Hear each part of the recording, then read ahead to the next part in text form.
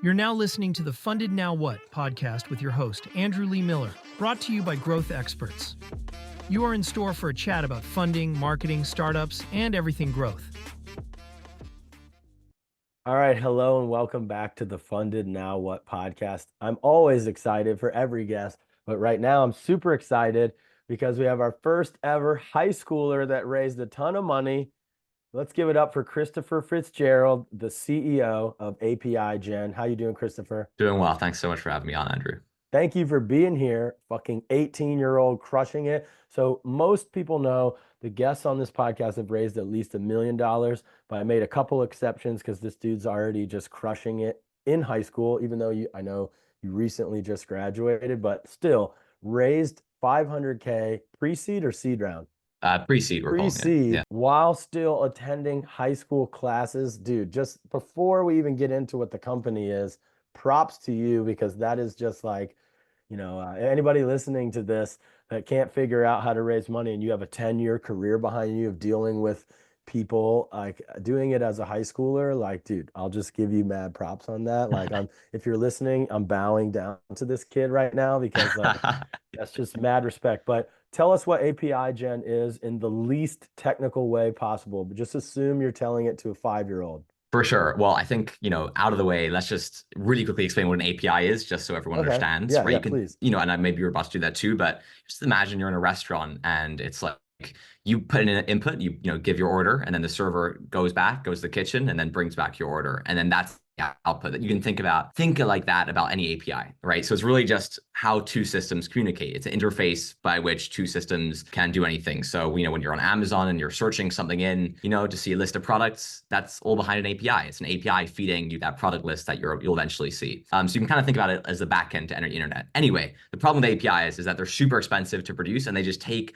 a bunch of time to create. And, that really kills developers. They spend over 30% of their time on it. And actually 50% of the people working on these APIs are not even developers by training. It wasn't even part of their job description to be working on these things in the first place. So, we kind of saw an opportunity there to create this platform, super accessible platform where anyone can come on, professional or not, to create APIs immediately. Mm-hmm. And that's what we do. We completely automate the entire API development process. And I love that. I mean, because APIs at early stage startups are often a way we generate revenue without having a fully fledged customer facing brand. Sure. We can have technology that we can license to other companies through an API and immediately start making B2B revenue. And so you're actually helping companies accelerate their opportunity for revenue by making an easy way for them to create an API, right? Yes, API-led development, we really stand behind that. Do the APIs first, you can do anything after. Amazing. Dude, what did you do before this? How is an 18-year-old kid talking like this confidently about building stuff? I mean, I've met young entrepreneurs and they stumble over stuff. Obviously, this is not your first interview, but what prerequisites did you have before starting this company, even as a young dude? Well, I have to give a boatload of credit to debate, in high school, just so, that's how I met my co-founder. Oh, really? Okay. Yeah, for a little bit. My parents hated it because then you start debating everything at home as well. Exactly. Mine too, when you start winning arguments, it's dangerous. Winning? But, I never won any. Your parents shouldn't let you win. I'm just kidding. But that's true. So that's where you got the public speaking abilities and confidence. Yes. Nice. That's absolutely correct. I mean, we were debating things, I did policy debates. That's where you're given a year to dive into any topic. So that really kind of, when I was with my partner, Nick, and we were really researching things pretty deeply, like water policy, NATO's use of AI, national security, things like this, just very broad topics that we could go really far deeply into. And that's how I met my co-founder. That's how, I got used to just taking a bunch of criticism and, got to love it in the end, just hearing what judges had to say about, how we spoke, how we presented arguments. And that is single-handedly, the largest thing that, prepped us for pitching to investors. Shout out to all the debate leaders and coaches and teachers that put that extra time into that extracurricularly. That's awesome. But do you have technical abilities before this? Are you an engineer, a developer, CS guy yourself? Yeah. So when I was, young, I was developing a few apps. Well, a long time ago, obviously. When you were 12. just a few years ago. No, but I was doing some app development, for a few things on the App Store and Objective-C and later Swift when that came out. But that later progressed to Python, just, pretty beginner friendly, started coding a lot on that. But really just informally, I mean, not at a super advanced level. It was only until really high school and I met Nick, he's the CTO, very technical guy. He's been coding since he was also like 8 years old.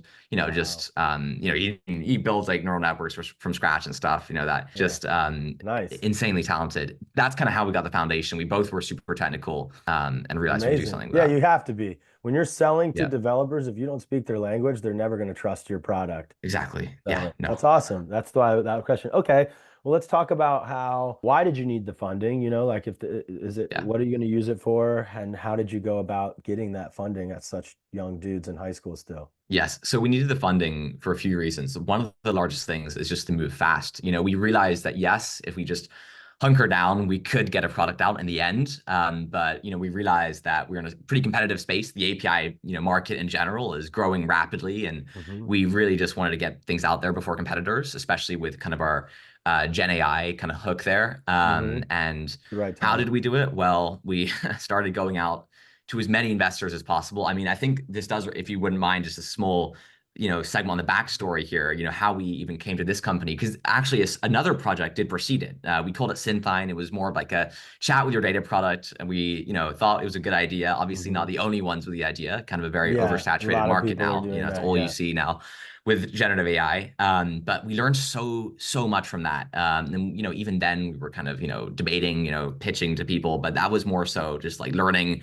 Even from that process alone, we learned how much of a struggle APIs are. So that definitely was a direct precursor to APIGen. But that, Synthine played a huge role in starting APIGen and realizing the need to have fundraising pretty quickly, so we could kind of hit the ground running when it comes to that hard launch. We wanted to hire employees. But yeah, I mean, we can talk about how we actually came about in the first place. Just, we tried to tap into the Boulder ecosystem. Obviously, it's a pretty good place to be a startup.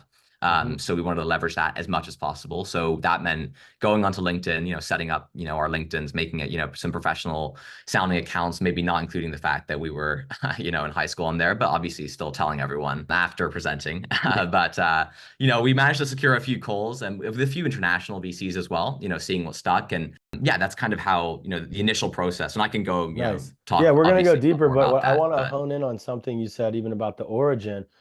So many people don't realize that, one, there's no such thing as failure. The Synthine thing led you to so much learning. Yes. That's not a failure, dude. That's, jumping at something. It's better than, we talked offline. You are going to go to college. You're going to learn a lot there, but you'll learn more from that Synthine failure as an entrepreneur than probably all 4 of your years as in entrepreneurship classes or whatever you do in college. Many times I hear about that, and I use the example of, you ever heard of the app Bourbon? There was an app called Bourbon where you could review bourbon. It became Instagram eventually. So a lot of people have no idea that Instagram was originally a alcoholic beverage reviewing app. It's ridiculous. But you launch something, you get learning, and you follow the customers. You actually saw a problem that you were having, that APIs were so difficult, and that's what led you to start this. So like the end result is just fucking start something.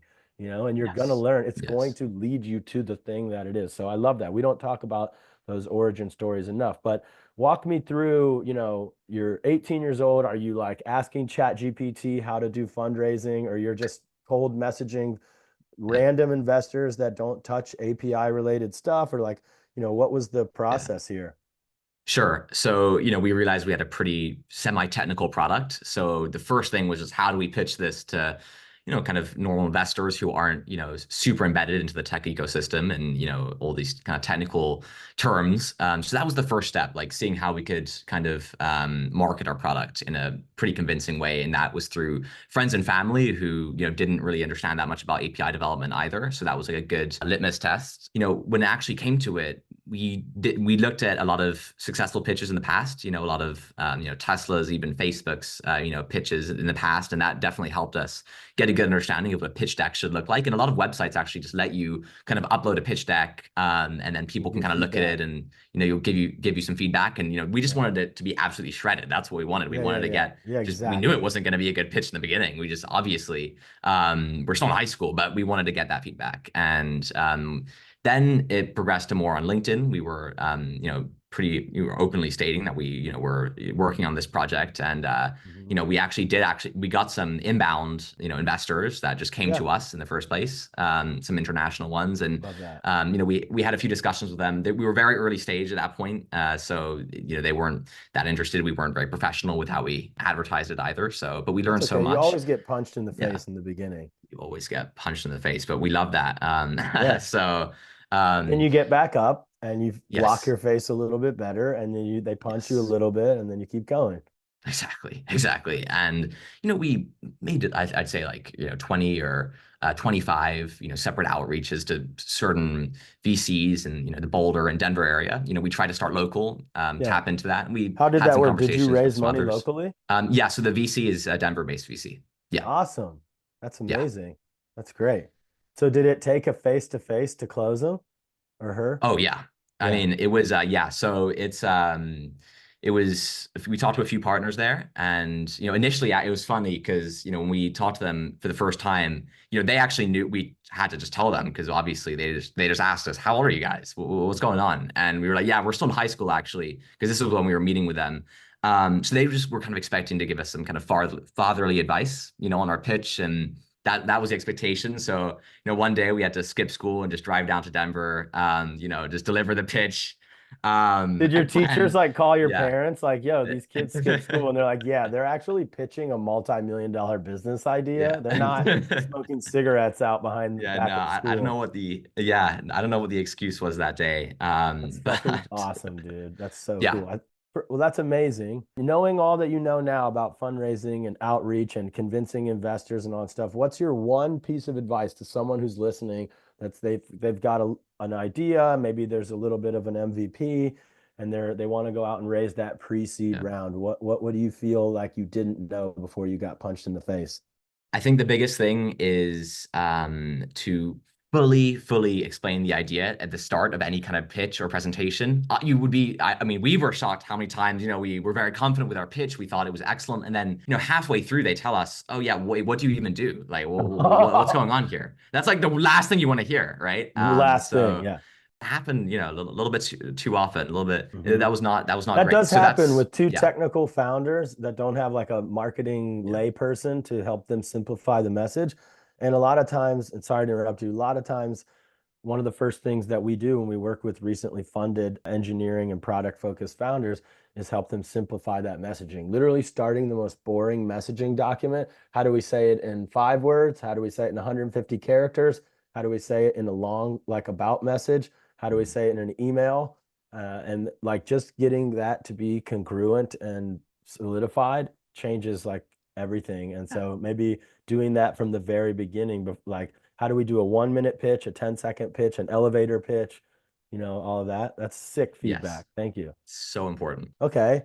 So how many pitches did you do until you figured that out? So it was actually pretty early on, I'd say. It was I think probably our, 15th or, 15th or to 20th. That's kind of the range there of how many people we'd already pitched. So, we got lucky in that sense that we found a good match pretty early on. So how many, you're saying you did 15 or 20 total calls to raise the round? That actual pitches, actual fully, we did more outreach than that, it was probably more, in the 30s, 40s, 50s, but even that, excellent. That's amazing. No, the average number for guests on this show is 80 to 100 calls, actual calls. But that also, like you said, you've got a generative AI component. The young thing you might think works against you, but really investors, I see so many in Silicon Valley backing young founders that don't even really know what their project is yet. They're backing the jockey more than the horse. You're going to not waste a lot of money. until you figure out what you're doing. And so we're going to back you because we know that you're going to iterate until you find this thing. And so they're betting on you. And also you went hyper local, and like I have worked with a couple of companies or know a couple of companies from Boulder. Shout out to Showplace. There's a startup I really like in Boulder. There's another, I can't think of the name off the top of my head, but it's obviously way less competitive for fundraising than San Francisco or Silicon Valley. So like bringing a big, cool startup with some young local dudes to an investor there, they probably were like, yeah, these guys are going to figure it out. And so that's why I think it's less calls for you. But doesn't make it any less difficult because you're figuring it out like the first time. Do you feel like the age helped you or hurt you? Interesting. I think we initially thought it could only hurt us. But as you were saying, I think this is what the VC told us as well. They're betting on the archers, not the arrows, right? And it's about the team. They saw how passionate we were about the product, and in that sense, it definitely did help us. So totally. do And have to, yeah. And the fact that you guys already iterated once, like Yes. that is a bit the number. I say this to like in my dating life and like to founders, like the age, your actual physical number matters very little. It's what you do with the time that you have. So you could be a 50-year-old that has the same amount of business experience that you have because they only started one company and they failed, and then they just went and like didn't worked on a cruise ship for 25 years or something. You know what I mean? Like that failure actually accelerates your age as far as business is concerned by like 10 years. And I think if I was an investor, which I am, but not as seasoned as the person that founded you guys, I think that they saw that and like, oh, they're going to iterate and continue to iterate and continue to iterate until they figure it out. And who knows, like you might find another thing from APIGen. Obviously, this is on fire. I mean, how many customers do you have right now? Can you talk about that? Yeah, so right now we have a couple hundred, testing Nice. out and giving us daily feedback, but we're still in that beta phase right now. Yeah. Yeah. Yeah. What's the price point? Can you talk about that? So we're on a freemium, model. So we kind of have 4 subscription tiers. And so we have a free that anyone can kind of come on, see if we could be useful for them. Then we have a few more at 29 and 89 when billed annually. Wow. So $89 a month. How long does it take for me? Let's say, I have a platform that monetizes DMs for creators. This is a new client a fractional CMO client I just started working with. Let's say they want to make an API for other platforms to offer their product as a service. They don't have the engineering skills internally.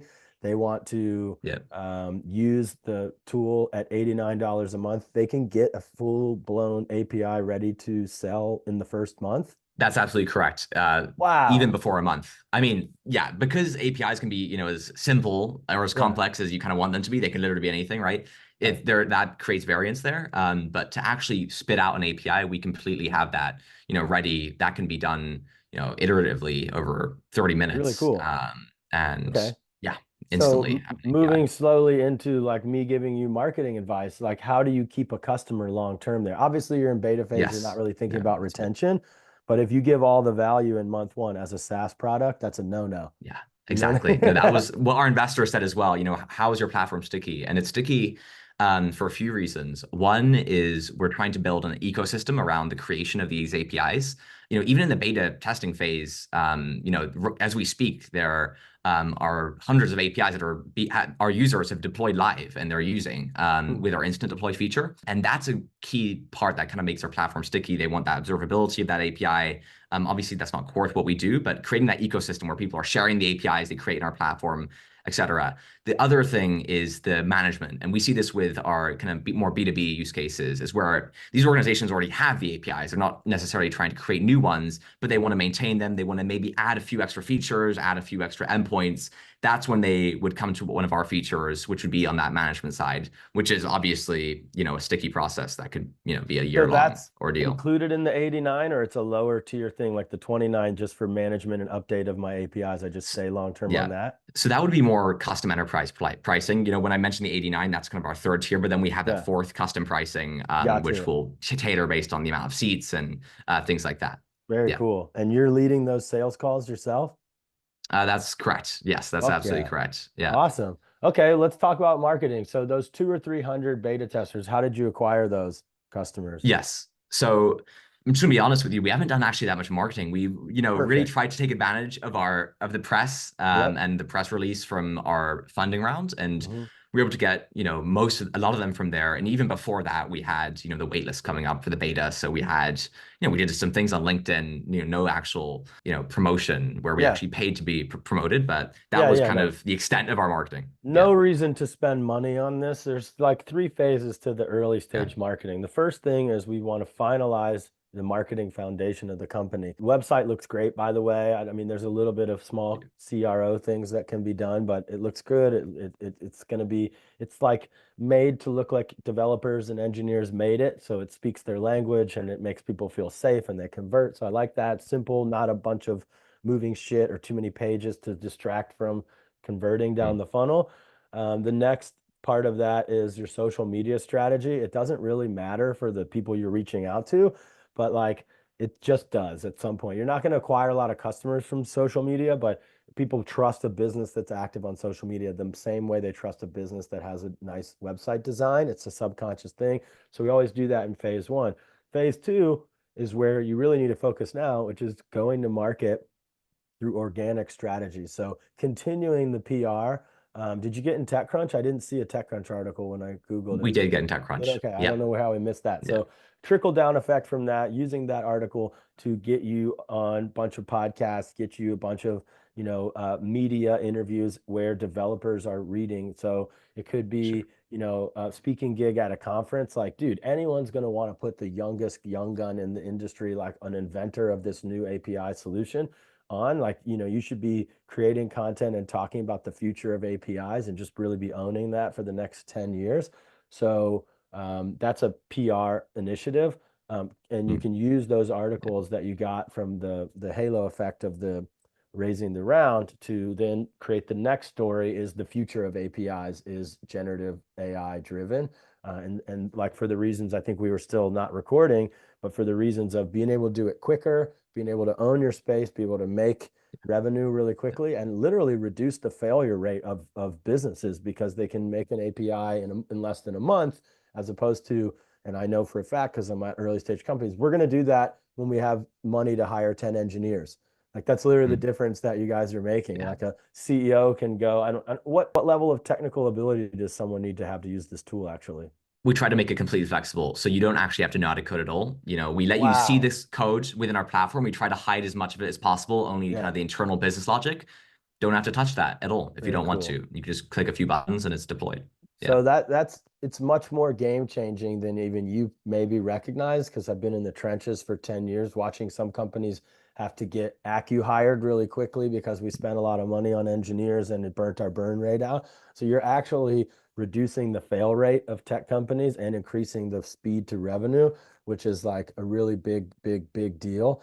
And so I think that's a big PR opportunity. So I would, if you're saying you got customers early from that, I would double down on that and just like, you let your CTO go off and manage the technical things for a week. And you're like, yo, I'm going to be the publicist for this company for a week and try and continue that halo Mm, effect from the PR round, but crafting a story about the future of how startups generate revenue, like not even mentioning APIs in it, like in the subject of the press releases, sure. startup launches to help startups reduce the failure rate of tech companies from 90 to 9% or something like, like you can Yeah. probably get some data too from those early customers, how quickly they make revenue from the day they sign up to your platform. And then using that, Yes. Yeah. whenever we leverage companies' data for PR, it's just as good as a funding round. I mean, obviously the easiest thing is to get a funding round and you get a lot of play for that. But the Yeah. next best thing is to have some kind of unique data and numbers around, startups that use APIGen generate revenue on average in 30 days or something. Let's make that up. As opposed to quick Google, it's Sure. probably on average of like 180 days to 300 days Yeah. after founding a startup idea. So then you take that delta and you have a big banner title like startup helps startups raise or make money in 300% less time or something like that. So that news story would get equal amount of play, but you can critique it for a technical audience, which is your audience, and then really get that niche media is what you want. You don't generally get niche media from a PR True. around the Yeah. fundraising. So yeah, you'll get obviously people read TechCrunch that are engineers and founders, but that, Developer Weekly or whatever that news source is, Yeah. give that story. We help developers save blank time on or make X time more revenue, whatever. Um, that's the story that's going to bring thousands of customers, I think. And so Yes. whenever I hear there's an inkling of idea, usually when I land with companies, we did this as founders. It led to a few hundred customers or some traction. Okay, let's double down that with a little bit more Yeah. experience. So that's idea number one. What do you think about that? I think that's great. I think focusing on the outcomes is, whenever we've kind of, experimented with that, it's far more persuasive. Yeah, especially Yeah. with, non-technical audiences. So that's, I think, Yeah. yeah, hits the bullseye. Yeah. Yeah, like I said, I mean, the CTO, developer, engineer, founder is almost always not thinking enough about revenue, and they're Mm. thinking about the thing that they're building. And so if you give them an easy way to do both, it should be a really short sales cycle. And so that's sweet.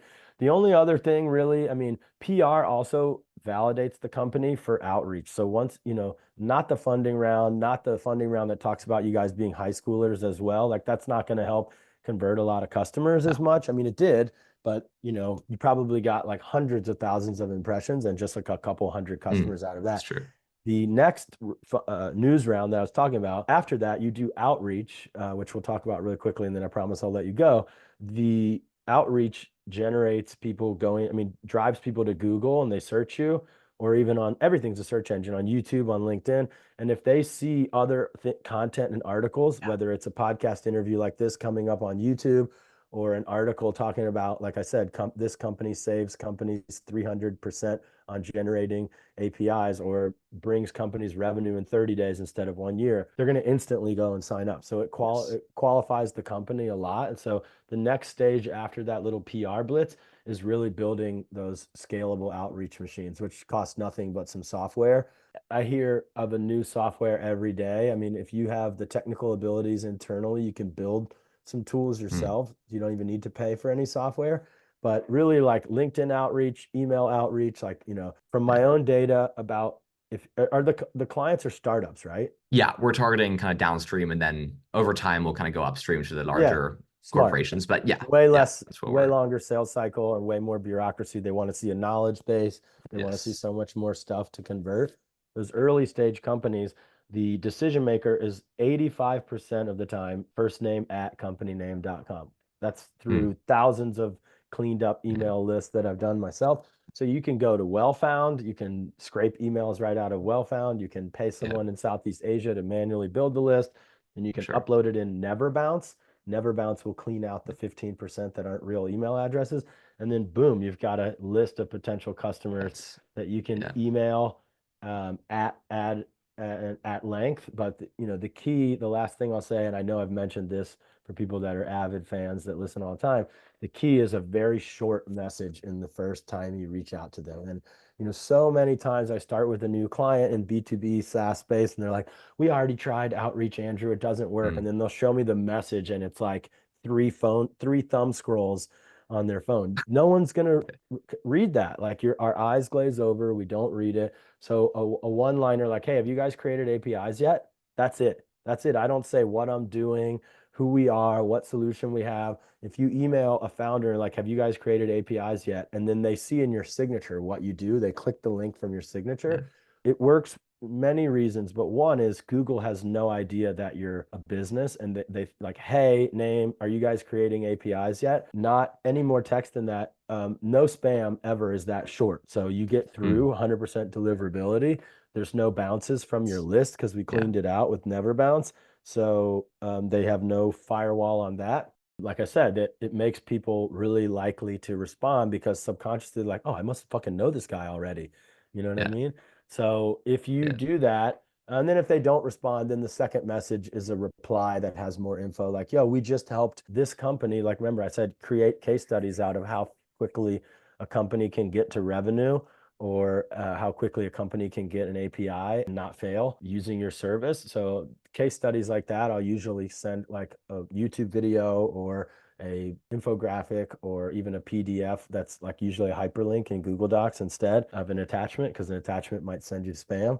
So that's then you follow up with that. The third one is like, yo, book a Calendly meeting with me, like a clickable link. And you'd be surprised how well that will work. So if you scrape, 1,000 emails, you probably get 100 calls out of it, because you usually get about 80% open rate over 5 emails. So Okay. 800 people.